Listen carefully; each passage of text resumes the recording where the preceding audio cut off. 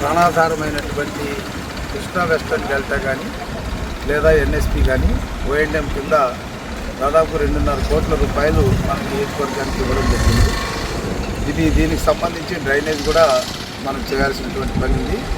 So దీనికి సంబంధించి water users association వాళ్ళ ద్వారా రైతుల యొక్క సమక్షంలో ఈ పనులు చేయించడం అనేటువంటిది జరుగుతుంది. ఇక్కడ మనము గమనిస్తే గత వైసీపీ పాలనలో కనీసం ఈ డ్రైన్లో కనీసం కాలువల్లో ఈ నాచు గుర్రపు డెక్క అనేటువంటి దాని జోలికి కూడా వెళ్ళలేదు. సో అలాంటి పరిస్థితుల్లో చివరి భూముల వరకు నీరు అందకుండా రైతులు ఎన్నో ఇబ్బందులు పడ్డారు.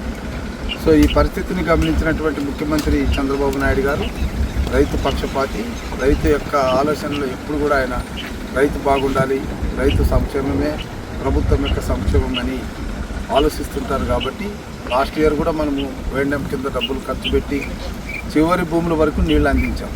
ఇప్పుడు కూడా ఆ పరిస్థితే కనబడుతుంది. తప్పకుండా డబ్బులు ఖర్చు పెట్టి తొందరలోనే చివరి భూముల వరకు నీళ్ళు అందించే కార్యక్రమాన్ని చేపట్టాం.